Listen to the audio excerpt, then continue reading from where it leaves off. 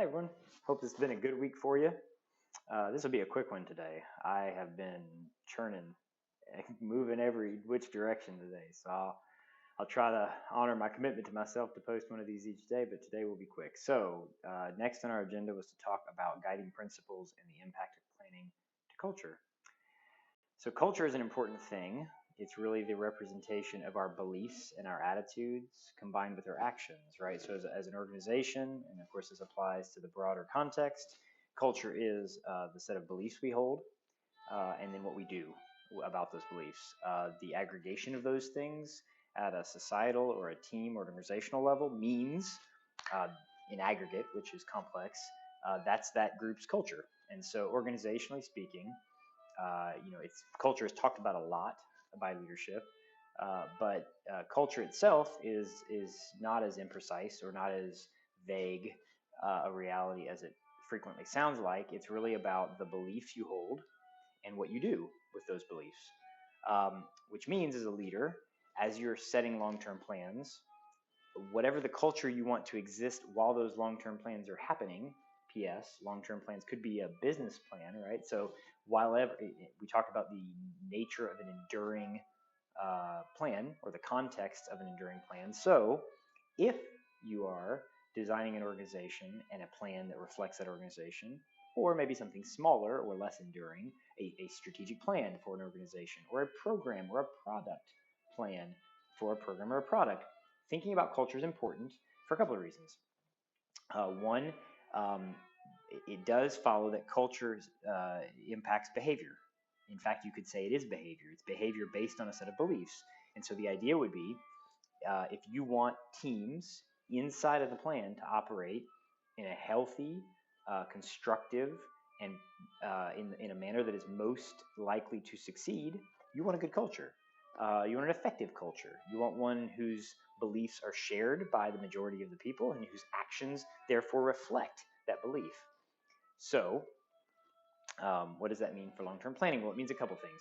Number one, um, there is a degree of you have an opportunity. Let's say it this way: you have an opportunity as a planner to gift teams downstream, so teams that would operate inside of a plan. We talked about yesterday goals, objectives, leading to a set of activities done to meet those objectives.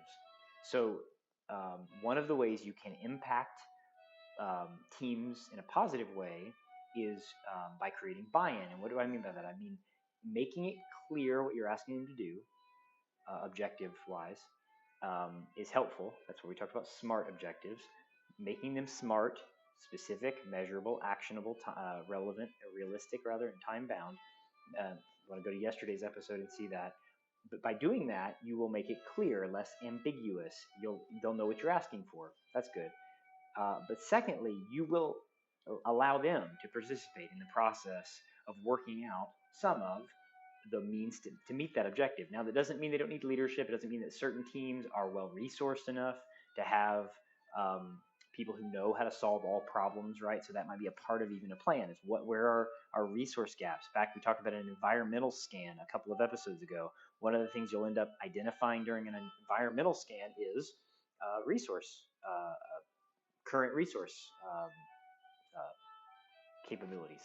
So you might identify a resourcing gap, but the point that I'm making is that whatever point you start your teams working on meeting a particular objective, if your objective is clear, then that will serve the team. If your objective acts as a framework for them to operate in their own context, solving that problem, then that's great. But you have sort of a problem. The problem is that if you're going to delegate the solution of or the development of the solutions to meet that objective, then you need to guide that. And one of the ways you guide that is through something called guiding principles.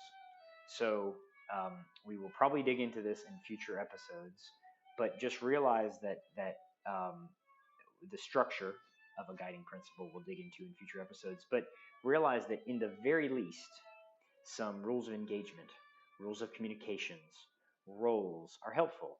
These are not exactly guiding principles, but they help provide structure. Again, if you're going to, and this is largely my point today, if you're going to empower your teams as you should, or even yourself. And again, this is where things get interesting. If you're planning for yourself, putting together a role plan, you don't have to think about this as much. But I would say you are a person too, right? And if you're planning for yourself, make it clear what you're asking yourself to do. Make it abundantly obvious to yourself the ways to succeed in that plan.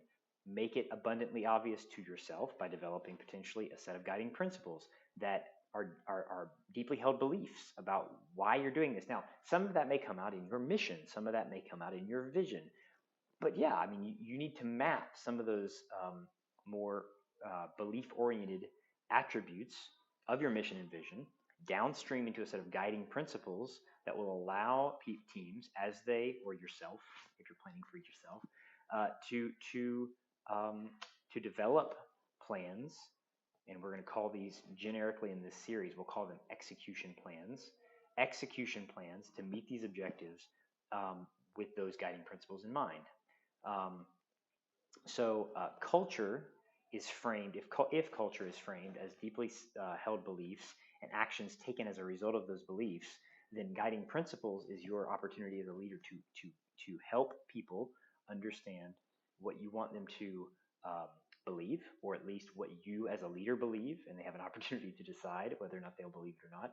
And secondly, what you want them to do as a result of those beliefs. So in that context, being explicit with yourself or with your teams or both um, will allow you, in part, to step back and provide a context for that team to own the work, to develop the execution plan in that work, and to do so in a way that ties to your guiding principles.